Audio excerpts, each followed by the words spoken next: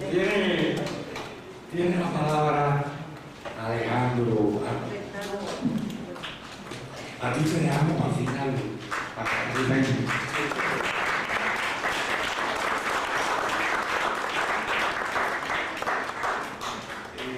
Gracias, Isaac. Bueno, ya, pues ahorita ya tenemos una colección muy importante de ideas sobre las cuestiones que están en juego. Yo quisiera aprovechar las que se plantearon y añadir unas que creo que me parece que es muy importante. En el informe, su último informe, Peña Nieto dice que deja al país con estabilidad económica, política y social. Y yo quiero argumentar que exactamente lo deja sin estabilidad económica, sin estabilidad política y sin estabilidad social. Fíjense, a pesar de todo lo que ha pasado. Ese es el punto. ¿Por qué digo esto? Yo creo que en realidad lo que hemos tenido es lo que yo llamaría una operación maquillaje. Nos ha querido convencer de que la economía mexicana goza de cabal salud. Si preguntan a nivel de los funcionarios públicos, la economía mexicana no tiene problemas. Está todo bien, funciona como relojito, esto es una maravilla. Y entonces la otra idea es de que la gente está feliz con las políticas neoliberales. Pues yo creo que eso, lo menos que podemos argumentar de manera consistente.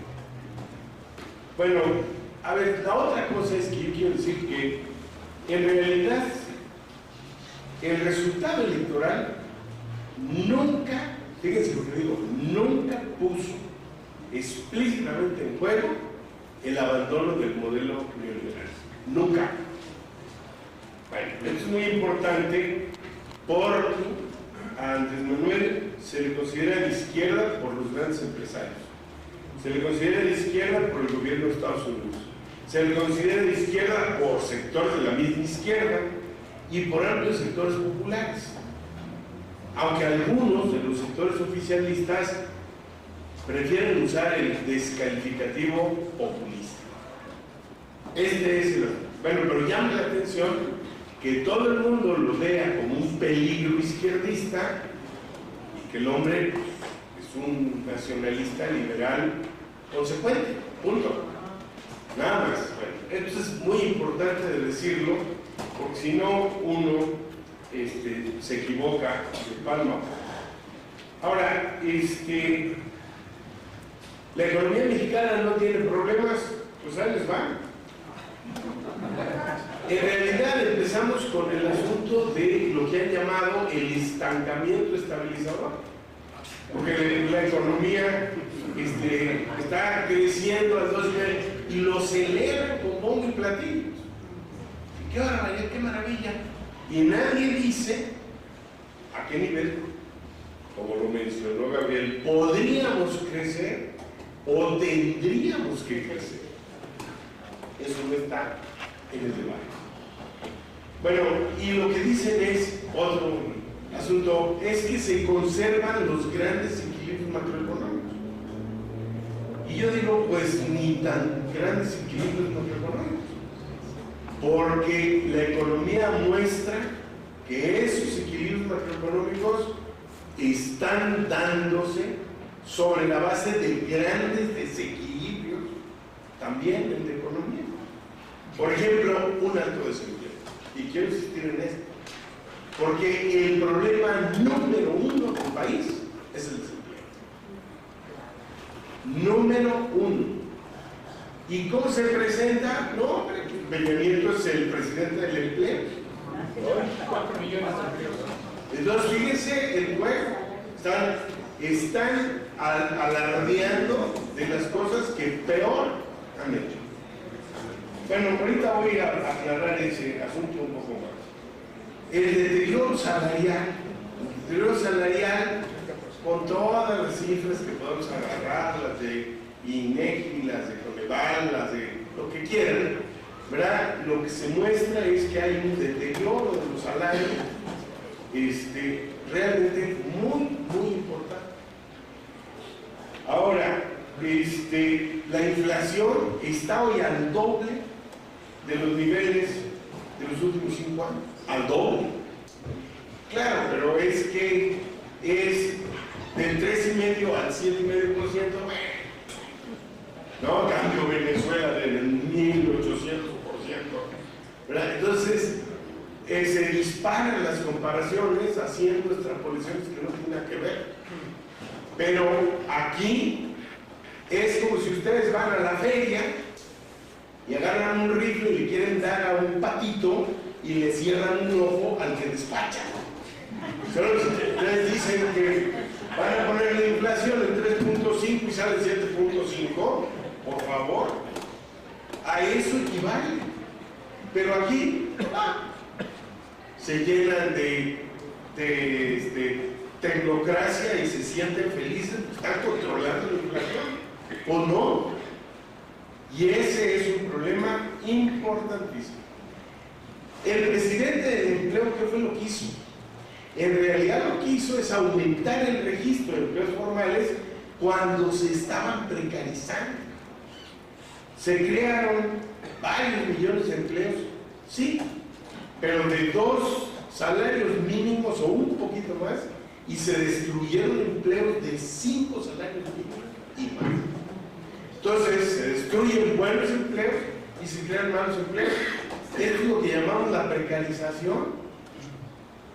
Bueno, pues, y nos viene a presumir de qué es lo que ha hecho. Pues no. Ahora, llevamos 3 años de recortes presupuestales consecutivos. Fíjense lo que digo. Y están afectando todos los rubros, pero especialmente educación, salud y seguridad social. Los hospitales atascados, sin medicinas, sin médicos, las escuelas reventando porque los profesores jóvenes no tienen los grupos, como en el CCH Azcapotzalco. Como en el CCH Azcapotzalco. Y los alumnos un mes y no pueden tener maestro y salen enardecidos y lo oigan, corrijan esto. Y la rectoría dice, sí, es atendible, claro que es atendible, pero lo deberían haber atendido ahí, en el CCH Azcapotzalco, y no esperar a que ocurrieran todas las desastres que han estado poniendo en el país. Hace poquito se decía que la devaluación cambiaria era porque ya estaba amenazando López Obrador, pero llega López Obrador, aparentemente no pasa nada, y la devaluación sigue. Entonces, bueno, ¿qué está pasando? ¿Verdad? El discurso está haciendo agua, pero estos tecnócratas neoliberales no se dan por aludidos con nada, con absolutamente nada.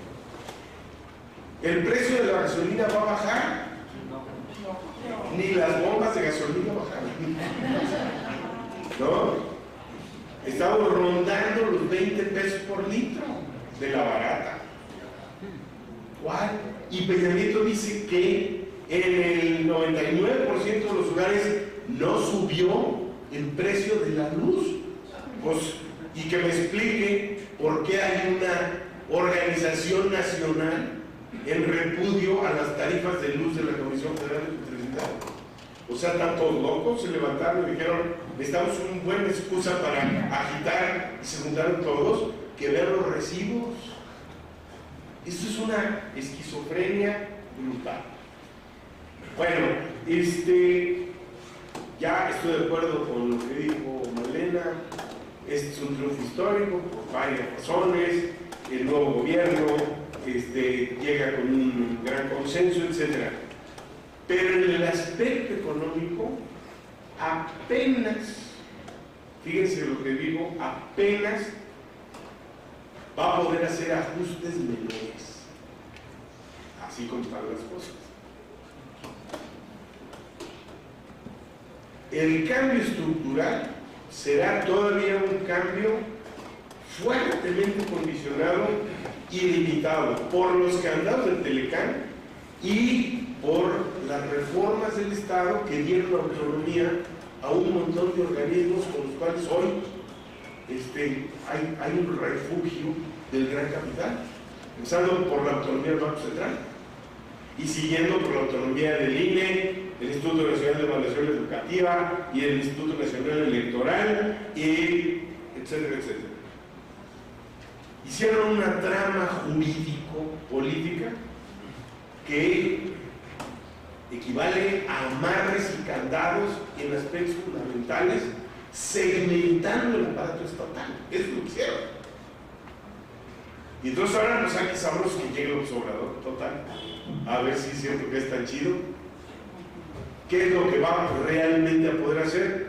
Está realmente complicado. Pero además de eso, y no se nos olvide, llegamos después de que ya había sido aprobada la Ley de Seguridad Interior, que es una ley para imponer la militarización de la sociedad mexicana. Y todavía no dice la Suprema Corte para dónde va. Y no solo eso, sino que no lo dice, y ya tenemos aquí ahorita algunas cosas operando de la Ley de Seguridad Interior. Y puede ir para peor. Entonces, pues ahí estamos con estos problemas. La parte más delicada para mí, y sería una variante de la herencia maldita que hablaba Malena, es que seguimos sobre la senda de un extractivismo irracional, depredador, cortoplacista y neocolonial. Porque cada vez con menos producción seguimos exportando petróleo y comprando gasolinas. Hoy una parte de los desequilibrios fundamentales que tiene la economía es la importación de gas y de gasolina. Tenemos una balanza energética deficitaria por esa razón. Bueno, pues es un bronco, ¿no? ¿Esto se puede resolver muy rápidamente? No se puede resolver muy rápidamente porque hay una cantidad de temas ahí involucrados muy complicados. Pero, déjenme referirme rápidamente a cuáles son los grandes saldos que yo veo de las reformas estructurales neoliberales. Esto que se ha insistido mucho. Uno, la economía ni crece, ni crea empleos de calidad, ni proporciona salarios suficientes para la reproducción de trabajadores y su familia, ni distribuye la riqueza como lo requiere un país del tamaño de México. Bueno, otro saldo, el segundo, es que los esquemas del Telecán, dijo Malena, es lo peor que nos pudo haber pasado, pero no nomás porque sí, es que se fortalecieron solo las empresas monopólicas con el Telecán y la inmensa mayoría de las empresas medianas y pequeñas fueron destruidas y siguen siendo destruidas. Bueno, pues este es un asunto que es un saldo nefasto.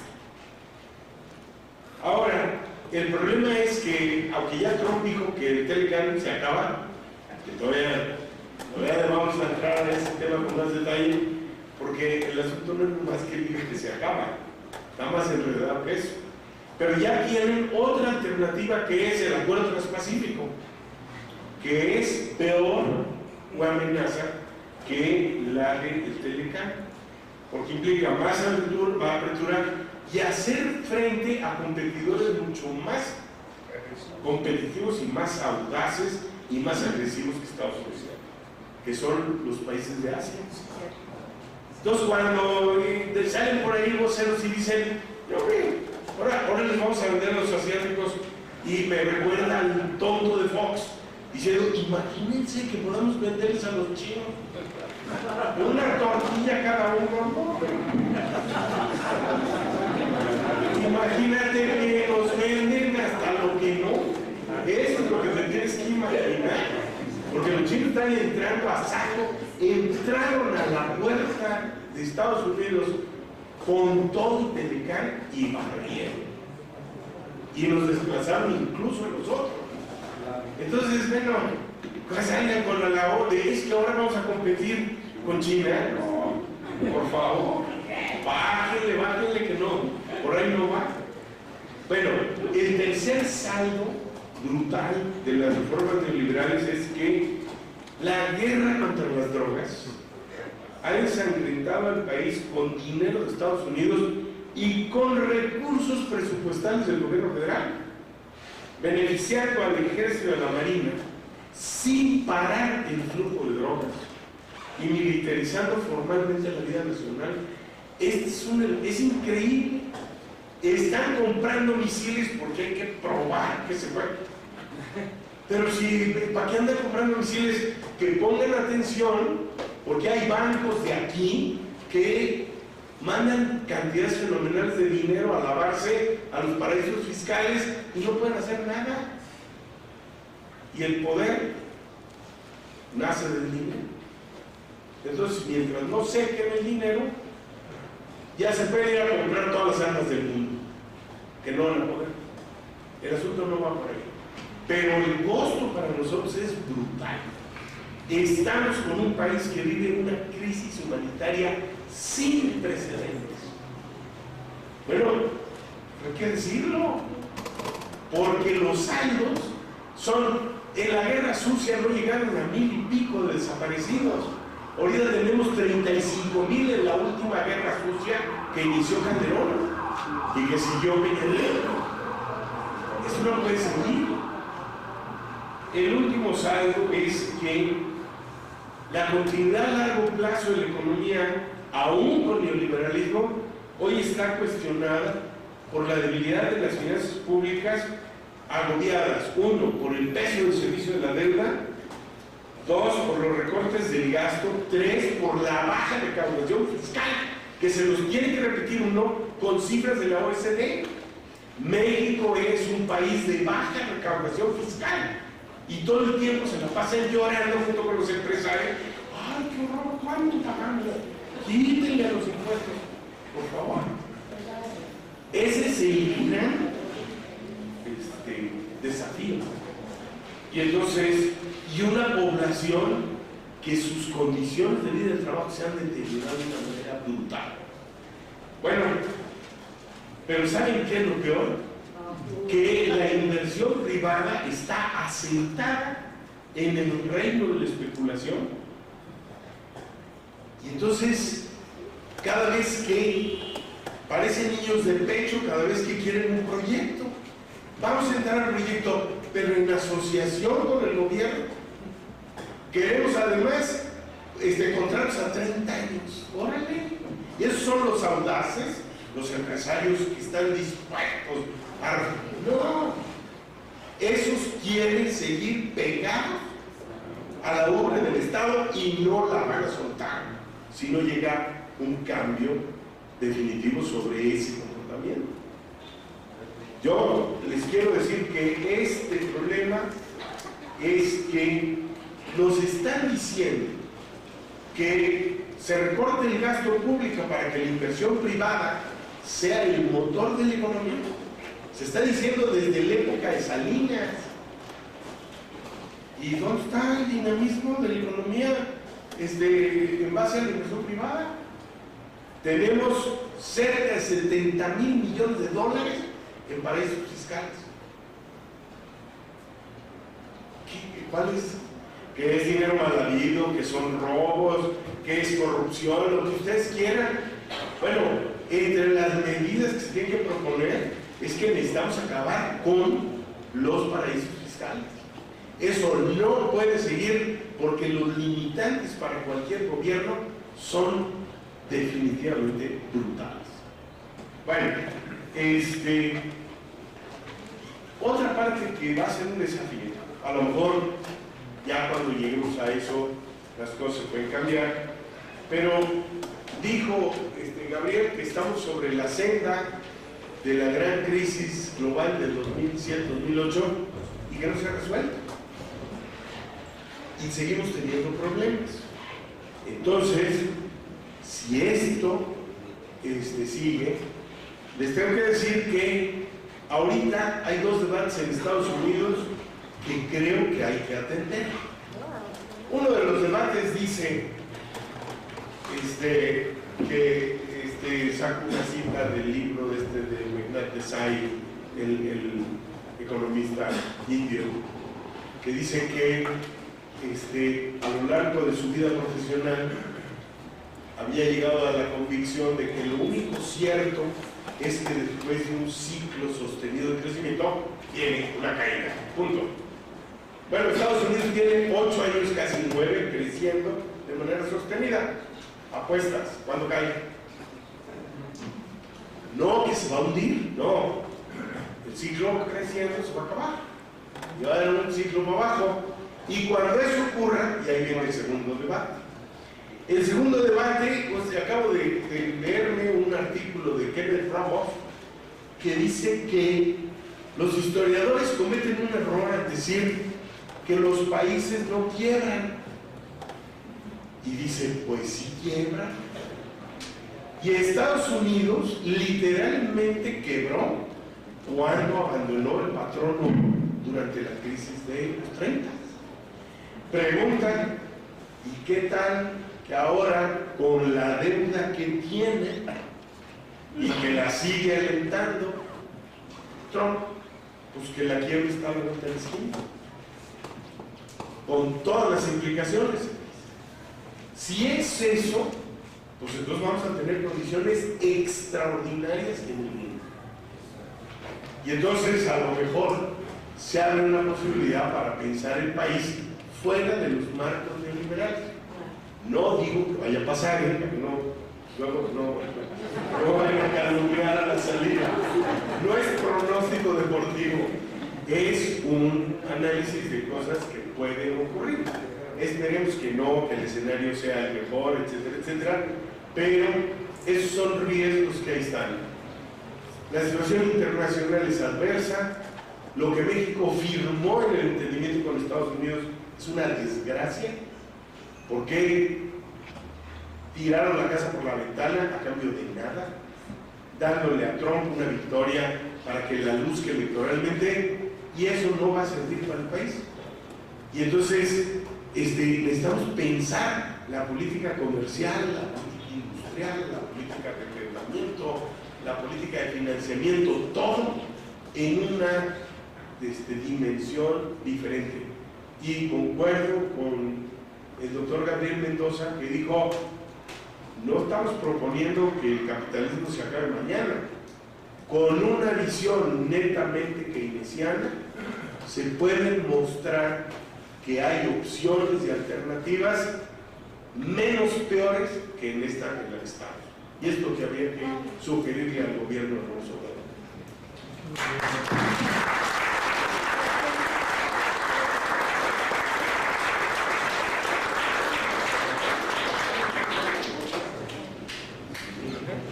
A mí me parece que también la presentación de Alejandro ha sido importantísima, porque nos pone los pies sobre la tierra. Que hay una serie de expectativas sobre cambios que, por más que quiera un gobierno, por más progresista que sea, no la puede realizar. Le han dejado candados por todas partes. Salirse del TLC implicaría una guerra. Yo no sé de reforma energética, pero aquí le pregunté al senador Bartlett cuando pasó la reforma energética, ¿y qué tú crees en el momento que se aprobaba? ¿Cómo se podrá revertir el turismo? Mediante una guerra. Porque las transnacionales ya pusieron en los libros el petróleo que en las distintas rondas le dieron, aunque no saquen un barril, no les interesa. Lo importante es ponerlo en los libros para que suba la cotización en bolsa. Acuérdense que estamos en una etapa de financiarización capitalista. ¿Cómo se le dice a esa gente que se tiene que ir de aquí? O sea, lo que decía Magdalena, el gobierno solo no puede. Hay que sumarle todo el movimiento social. Yo pensaba, bueno, se han publicado 2 entrevistas de Irma Heréndida Sandoval, muy interesante, una pena que se esté publicando en un sitio web que no tiene gran penetración todavía, muy bueno. En la primera, ella decía una cosa muy interesante. La Secretaría de la Función Pública tiene que trabajar en 2 direcciones: combate a la corrupción y combate a la impunidad. Por eso vamos a eliminar todas las actuales subsecretarías y solamente vamos a dar una secretaría de combate a la corrupción y una subsecretaría de combate a la impunidad. Ahora, hay que combatir la corrupción y la impunidad, añadía ella, no solo en el sector público, no, la corrupción principal no está en el sector público, está en el sector privado y está en los sindicatos, decía ella. Por ahí me di cuenta que más que por la Secretaría de Trabajo, por lo que los chavos pueden recibir un torpedo en la línea de flotación, es por el trabajo de la Secretaría de la Función Pública. Aunque, léanse la segunda parte de la entrevista, el problema es que la función pública es solo un órgano de control. O sea, el Heréndida no puede meter en el bote a nadie. Tiene que ser la Procuraduría, tiene que ser el Congreso de la Unión. Ella le pasa los informes. Ella a sus colegas y camaradas secretarios le puede decir: así está tu secretario. Y argumentárselo detalladamente. Pero es un órgano de alerta, como está concebido, que además tiene una silla en el Sistema Nacional Anticorrupción. O sea, no es que ella sea la zarina de la anticorrupción, pero también a veces queremos pedir a un pobre secretario de Estado que tenga unos poderes que no tiene y el presidente. Y eso es lo que Alejandro ha explicado muy bien. El que le gana es una cárcel. Todos los organismos independientes, esos son una cárcel. ¿Qué fue lo primero que hizo Chávez? Acabar con la autonomía del Banco Central. Lo primero que hizo Kirchner. Y correr al FMI. Eso no se puede hacer aquí. Dejen que los gringos admiten que en México el Banco Central sea autónomo, únicamente pudiendo mantener 10 millones de gente en la calle un mes pidiendo eso, cada mes, invocando la democracia, se podría hacer que los gringos lo admitieran por un tiempo. Siempre van a conspirar contra este gobierno. Hagan lo que hagan. Recuerden, hagan lo que hagan. Estados Unidos nunca va a aceptar la existencia de un gobierno democrático, progresista. Y más que todo eso, Estados Unidos no acepta gobiernos independientes. No lo acepta. Y menos en su frontera de más de 3.000 kilómetros. Eso no lo acepta. Cuba está ahí en contra de la Unión Europea. Hace 60 años va a ser. Está bloqueada, guerra económica, persecución de todas las transacciones financieras. Los medicamentos cada rato se ponen en falta. No saben ustedes lo que se ha pasado con los medicamentos en Cuba. En Cuba se compraban los medicamentos con crédito venezolano. Que además la industria farmacéutica cubana producía casi todos los medicamentos de Cuba, más los de Venezuela. Bueno, pues ahora Cuba vamos a buscar créditos donde no los había, porque Venezuela no puede seguir suministrando esos créditos.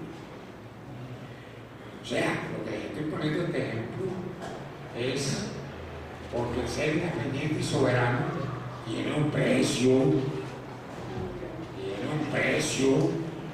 o sea, no se puede estar empujando mucho tampoco, porque hay límites, y yo creo que lo único que puede favorecer enormemente a un gobierno con todas esas limitaciones que señaló Alejandro es una gran movilización de masa pidiendo lo justo, por ejemplo, la derogación de la reforma laboral que tú decías.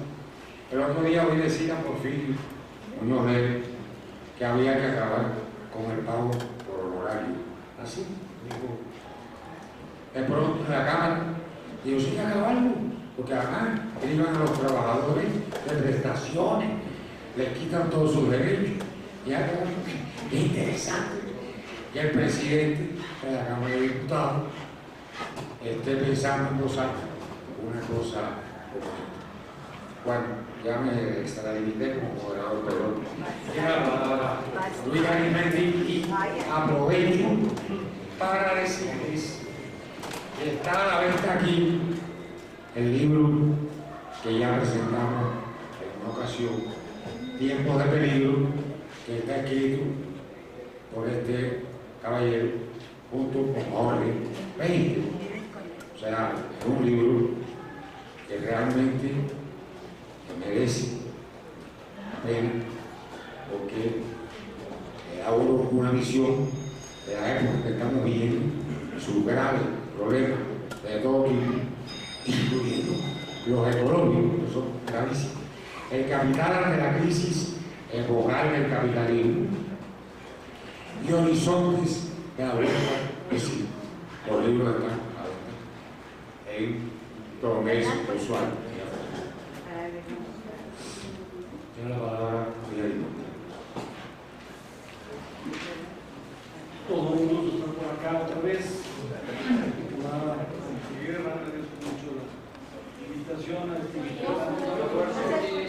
Agradezco mucho la invitación a este importante foro. Todo un gusto estar acá otra vez con mi camarada Ángel Guerra y con todos ustedes. México 2018 hizo dos nos enormes, que es decisivo de conocer. El primer no enorme fue no a 3 décadas de fraude. Nos tardamos 3 décadas en llegar, pero ya estábamos hasta el copete. Este año hubo un circulante de dinero 3 veces superior al promedio nacional, como nunca en ningún año electoral. De ese tamaño lo que estaba en juego para hacer el fraude. Sí. Hubo fraude y de todos modos perdieron. Claro. 3 décadas nos llevamos. Muy bien. Es no a más fraude. Un segundo no decisivo es el no a la barbarie. La configuración del capitalismo y del Estado mexicano es de las peores, no en la historia del capitalismo en América Latina, es de las peores en la historia del capitalismo mundial. Lo que tenemos en México, hay que decirlo alto y claro, es un estado de excepción de facto, una sistemática violación de las garantías constitucionales. No hay formalmente establecida a plenitud una ley para violación de las leyes. Eso es el estado de excepción formal. Esa ley, esa amenaza, es la ley de seguridad interior. Por eso es muy delicado que ya haya elementos de ella operar. Sin embargo, tenemos un estado de excepción de facto. Y lo que se votó en 2018 fue no a la barbarie. Muy importante. Tenemos, sin embargo, que hacer una evaluación de los enormes retos que encaramos. Y es decisivo evaluar el corto plazo con perspectiva de largo plazo. Es decir, para saber qué hacer en 3, 6 años, hay que captar la complejidad que exigiría trascender que México se haya convertido en el prototipo de una nueva forma de subordinación norte-sur en las relaciones de poder de la economía planetaria. Por haber sido el alumno favorito del Fondo Monetario Internacional y del Banco Mundial durante más de 3 décadas y media, México se volvió el prototipo de una nueva forma de subordinación.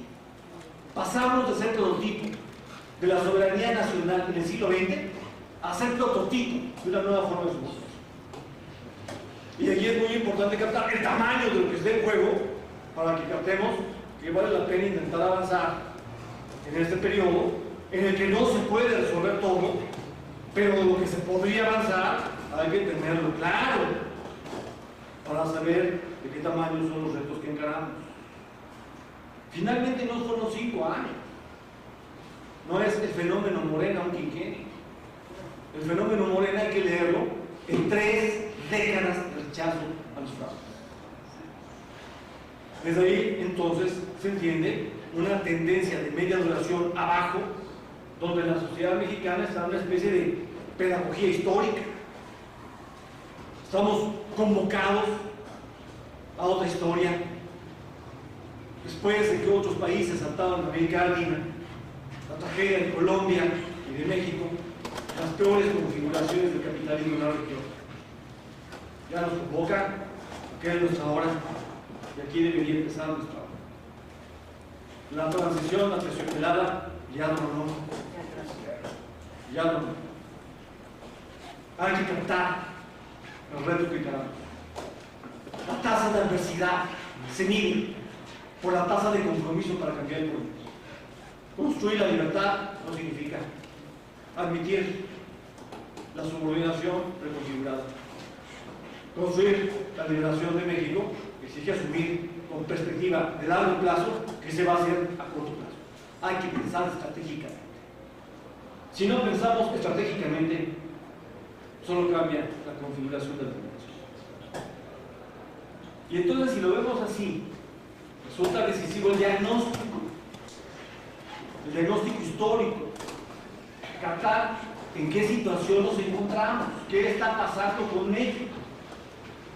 Y hay aquí 3 configuraciones de acumulación por disposición que no se han desplegado solo de modo sucesivo, sino que se constituyen y una integra un piso, de suerte que cuando llega la otra se monta sobre ese piso y cuando llega la siguiente se monta sobre los 2 anteriores. Tenemos 3 configuraciones de la acumulación por disposición que son fases, cada una de las cuales integra un piso de dominación que persiste y lleva cada vez las cosas más lejos. Lo que muestra es una voracidad.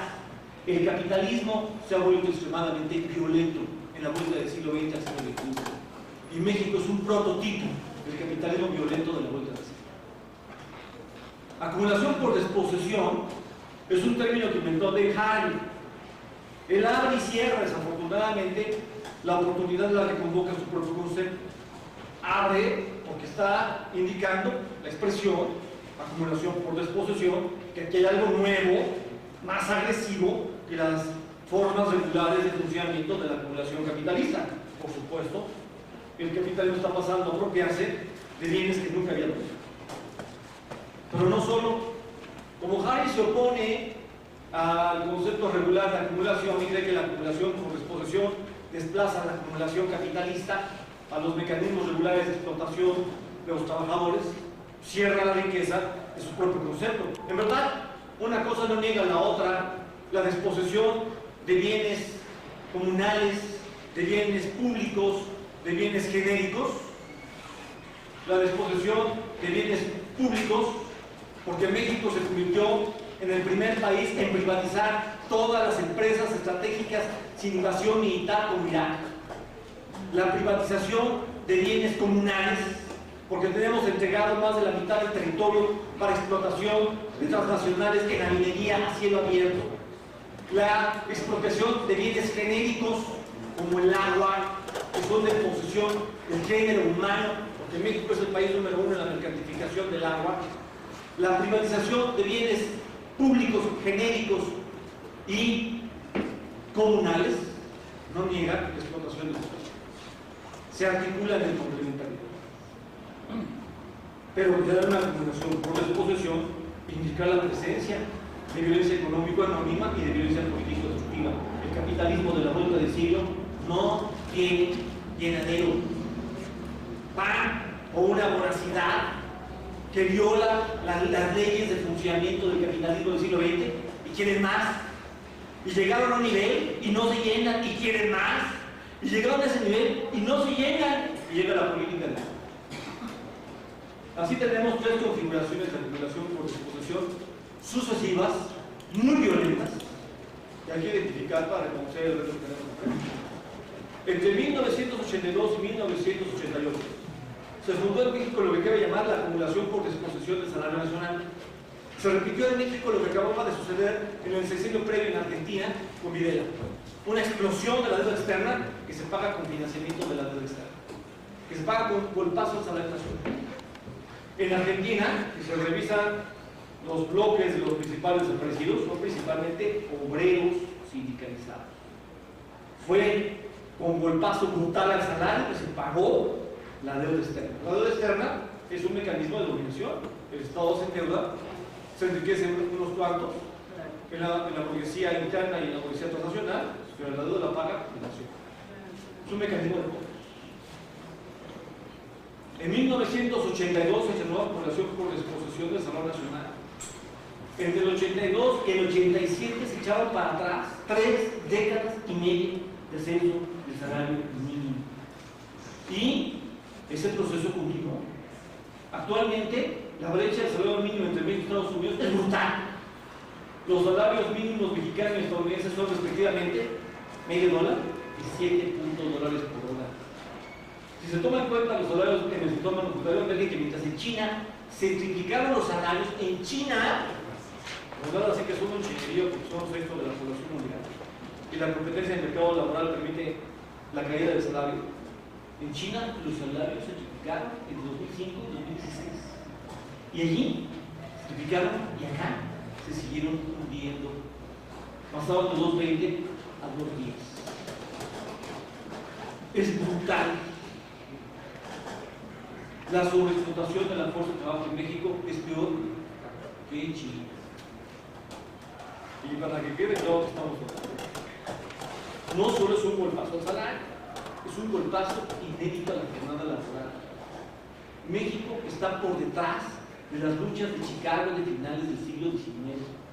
Tenemos una jornada laboral promedio de 9 horas, la jornada laboral anual más larga de la OCDE.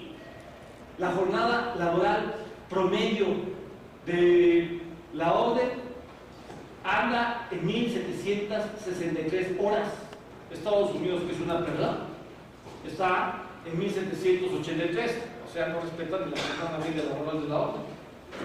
Pero México se queda por debajo incluso de un país chiquito como Costa Rica. La jornada laboral media mexicana es de 2.255 horas al año. México tiene una jornada laboral equivalente al 165% de la alemana y al 128% de la jornada media anual de la OCDE.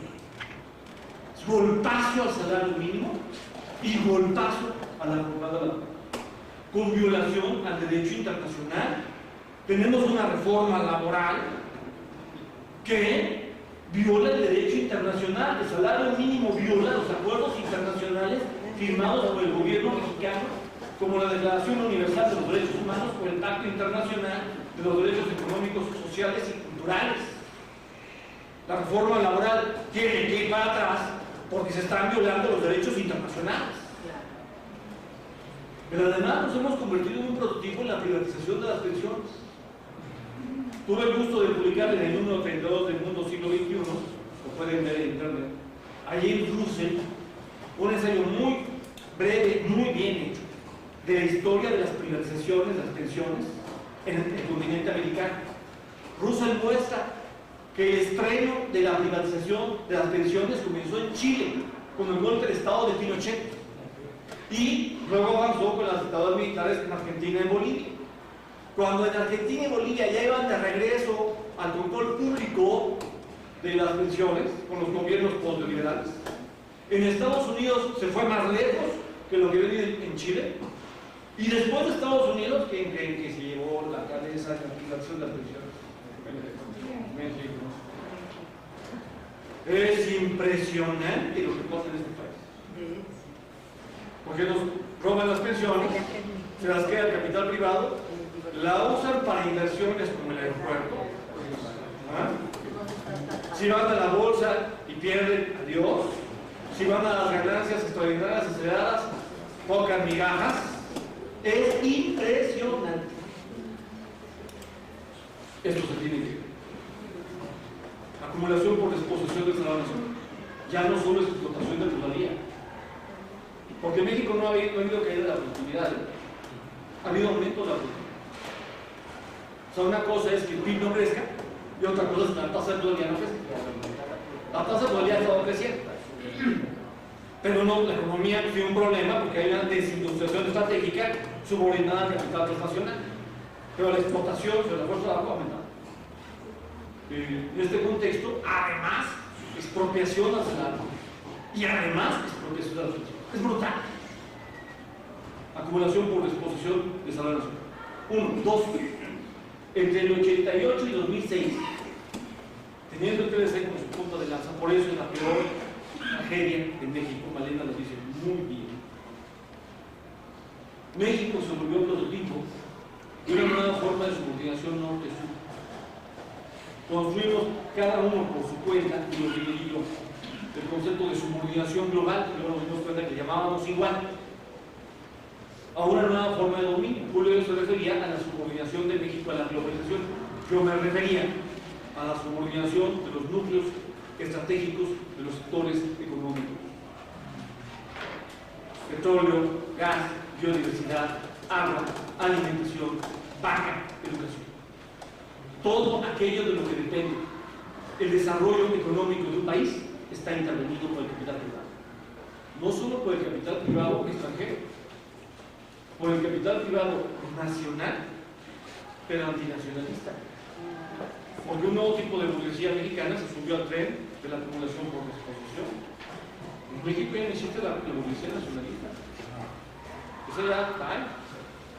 Eso fue del desarrollo estabilizador, bye. Hubo una recomposición de los amos de México. Se montaron a la acumulación por disposición de los bienes públicos, de la privatización de las empresas estatales estratégicas. Telmex solo es la punta de lanza. Si se le lanzara una ojeada bien, pues seguramente llevaría que el tiempo no se queda con toda la lana. No vayan a pensar que me estoy refiriendo a Salinas de la subordinación global creó una forma de subordinación para ser de corto, medio y largo plazo. Y aquí importa mucho ver lo que pasa en Pemex, porque Pemex fue el ejemplo puntal de la desindustrialización estratégica del país. No se desarrollaron las refinerías en Pemex no porque no se pudiera, sino para convertir lo que debía ser renta natural, petrolera o gasera al servicio de la renta nacional en una renta transnacional, artificial o espuria. No era destino, lo impuso el Estado Unido. Una violenta transformación de renta nacional en renta transnacional espuria. Para eso fue que no se desarrollaban las refinerías. Y luego además se tienen operando al 40% de su capacidad instalada. En realidad, exportamos petróleo crudo y luego cada vez menos para importar gasolina recara. Es un tributo de acumulación por disposición. Se vuelve canal de ganancia extraordinario para el capital estadounidense. Actualmente en el mundo hay 681 refinerías. Estados Unidos cuenta con 152, lo siguen China, Rusia y Japón. Japón no posee reservas petroleras, tiene casi 50. Venezuela cuenta con 24, México es el único país ridículo que tiene 60.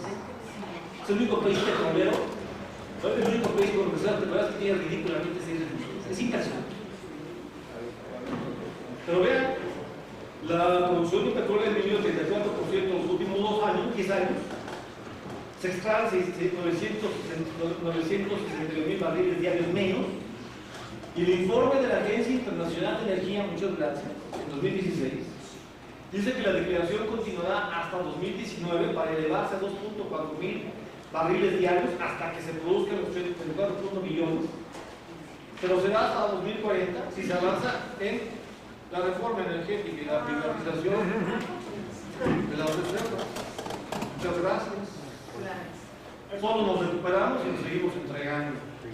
México ha entregado su principal recurso. Y aquí debemos tener claro: los países del sur no se pueden defender sin hacer uso de la renta natural. Su lugar en la estructura de poder de la tecnología planetaria los vuelve países que no tienen cómo defenderse si no enfrentan el poder de la supremacía tecnológica del capital metropolitano con uso de la renta natural para financiar su desarrollo económico. Por eso es tan importante que el petróleo sí sea palanca del desarrollo nacional. Que el petróleo y el gas. Tenemos la 4ª reserva de gas más importante del mundo y quizás una de las reservas de petróleo más grandes del mundo en el Golfo de México. Ya arranca la explotación de petróleo en aguas profundas este año. Por aquello de que no había petróleo en aguas profundas. Pues si no estuvieron sobres y sobres de la toma petrolera porque no había nada.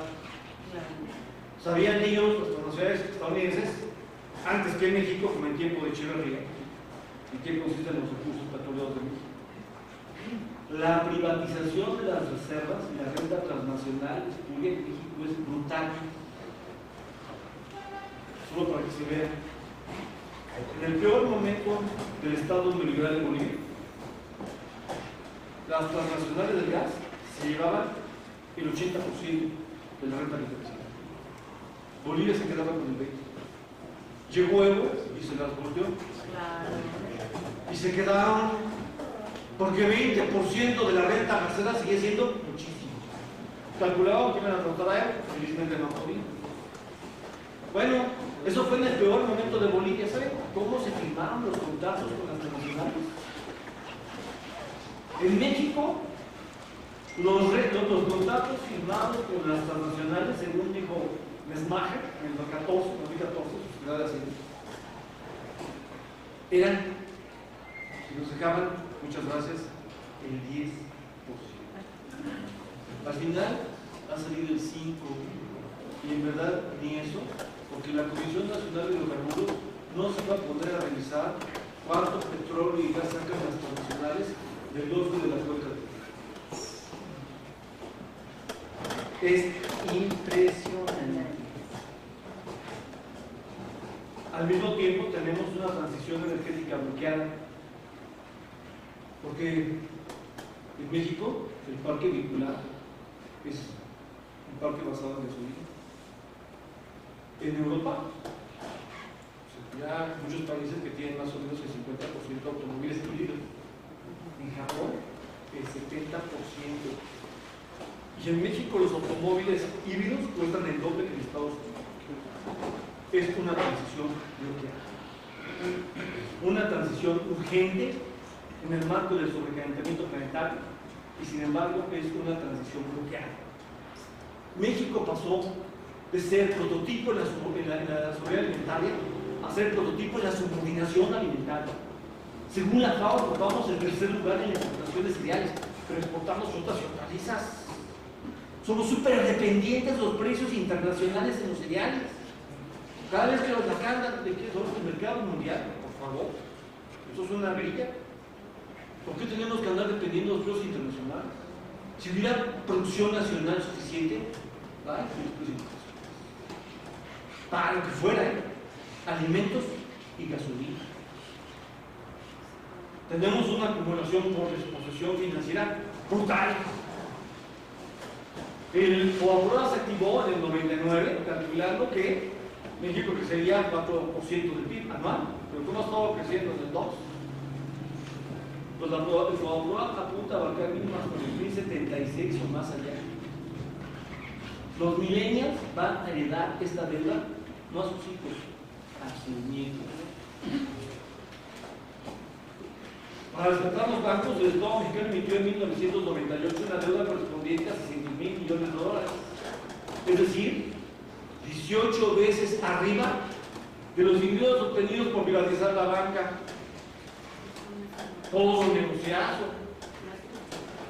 Y con toda esta cantaleta de que si vendíamos todo íbamos a resolver la deuda, en el 82 teníamos una deuda equivalente a 130% del PIB. Bienvenidos al cierre de la segunda década del siglo XXI, andamos en el 50%, ya se vendió todo y entonces somos uno de los países más endeudados de América Latina. Esto es suficiencia subida. Y de 2006 en adelante transitamos acumulación por disposición basada en política de muerte. Es lo que yo llamo el capitalismo necropolítico. Política de muerte para acumulación acelerada basada en renta fija.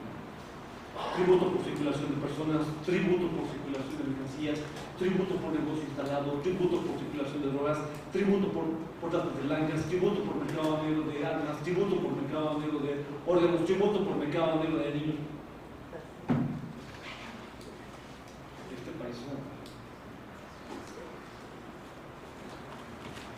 Tenemos entonces tres configuraciones de acumulación de acumulación por disposición de esfera nacional, acumulación por disposición basada en la subordinación global, acumulación por disposición basada en política. Este es nuestro régimen. ¿Qué hacer? Exigir captar en donde estamos parados. Y sobre la base de eso viene la discusión. La política estratégica tendría que medir el tamaño del conflicto para pensar el corto plazo, 3, 6 años, en función mediano plazo y el largo plazo. Si no, nada más reconfiguramos la relación de poder. Entonces, aquí hay 5 líneas estratégicas. Número 1, lo más importante. En efecto, Andrés Manuel representa la alternativa liberal. Si quieren una alternativa liberal radical. Y lo más importante de entrada es alto a la barbarie. Necesitamos parar la ley de seguridad interior. No tenerla en la congeladora. Tiene que ser definitivamente abrogada. Va para atrás esa ley. Mientras se mantenga allí, es la amenaza de transición, de estado de excepción, de facto a estado de excepción formal. Cuando el capitalismo mundial ha estado presionando por generar esa transición en muchos países del mundo. Esto tiene que ser resuelto. Número 1. Número 2. Necesitamos una reforma a la ley de desapariciones forzadas que instale el Registro Nacional de Desapariciones Forzadas de mexicanos inmigrantes con registro de ADN. No podemos seguir con esto de que matan y matan y matan. No hay registros. No se puede parar la barbarie, ni siquiera se sabe de qué tamaño es la violencia anónima. El Estado responsable de esta barbarie tiene que ser parado. Necesitamos una reforma, un recatalogamiento sin confusión de desapariciones forzadas y personas extraviadas desde 1988, porque no es lo mismo extraviarse que desaparezcan.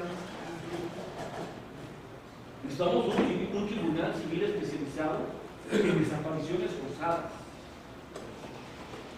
Y eso, si avanza, convertir de la policía al ejército, bueno, cambien los reglas. Necesitamos un tribunal especializado en desapariciones forzadas. La barbarie no va a acabar mañana,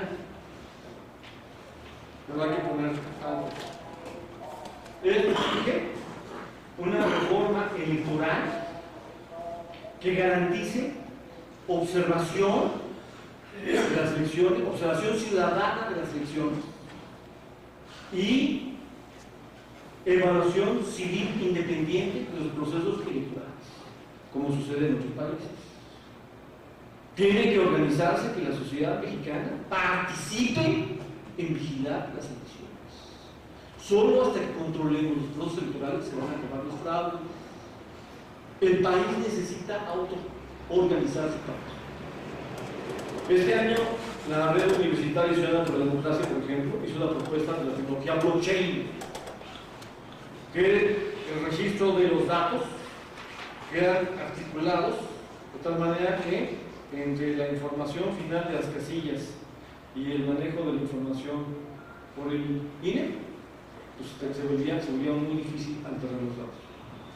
Era muy sencillo aplicar la tecnología blockchain y el INE no lo hizo. Necesitamos, pues no, que se le presentó formalmente la propuesta. Fuimos a presentarse y no aceptaron. Y era muy fácil, les dijimos y les ponemos quienes ayudan y no aceptaron. Estamos con una reforma electoral que garantice vigilancia y evaluación civil de los procesos electorales, porque eso permitiría garantizar y además establecer leyes que definan límites inmediatos a violar los topes de gasto regional. Porque la compra del voto es brutal. Cuando yo lo pienso, en 2 meses pasaron de violar el tope a multiplicarlo por 10. Y al final no pasó nada. La compra del voto es brutal.